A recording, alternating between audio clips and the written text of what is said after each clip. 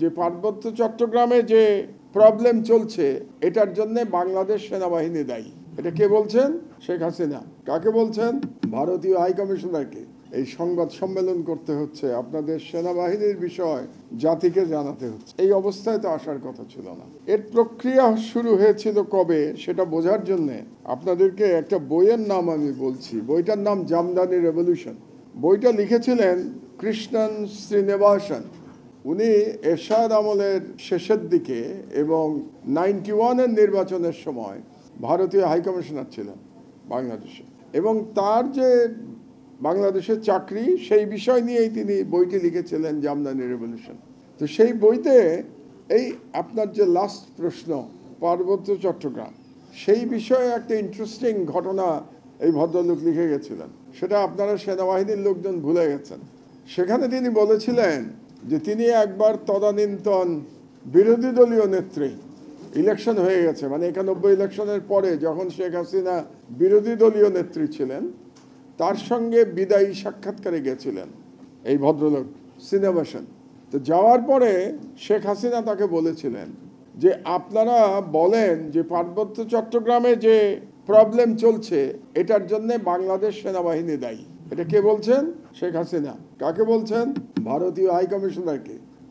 যেখানে ভারত চাকমাদের ট্রেনিং দিয়ে এবং পুরো ইনসার্জেন্সি তারা তৈরি করেছে, তাকে তিনি বলছেন being the leader of the opposition of Bangladesh যে আপনারা সারা বিশ্বে প্রচার করুন যে চট্টগ্রামে আসলে কোনো ইনসার্জেন্সি নাই, সেনাবাহিনী তাদের স্বার্থের জন্য সেখানে জ্বালাও পোড়াও করছে, বাংলাদেশ সেনাবাহিনী সেখানে অত্যাচার করছে এবং সেখানে কোনো বিদ্রোহী নাই। তো এটা যখন বললেন শেখ হাসিনা শ্রীনিবাসনকে, তিনি জবাব দিলেন যে এটা আমরা বললে কি সারা পৃথিবী আমাদেরকে বিশ্বাস করবে?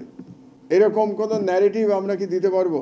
তো তখন শেখ হাসিনা বললেন না, এই ন্যারেটিভই আপনাদেরকে দিতে হবে যে বাংলাদেশ সেনাবাহিনী তাদের সুযোগ সুবিধা বৃদ্ধির জন্য চট্টগ্রামে একটা বানোয়াট ইনসার্জেন্সি জিয়ে রেখেছে এবং তারাই সেখানে অত্যাচার চালাচ্ছে। এই কথাটা আপনাদেরকে এই জন্য বললাম। প্রথম কথা হচ্ছে আমি নিশ্চিত আপনাদের মধ্যে খুব কম লোকই এই ঘটনাটা জানেন। আপনারা জানেনও না যে এই ধরনের একটা বই লেখা হয়েছে এবং এই ধরনের একটা বইতে শেখ হাসিনা এরকম দেশদ্রোহিতামূলক মন্তব্য করেছেন। এই মন্তব্যের জন্য তো শেখ হাসিনার তৎক্ষণাৎ জেলে যাওয়া উচিত ছিল, রাষ্ট্রদ্রোহী মামলা হওয়া উচিত ছিল।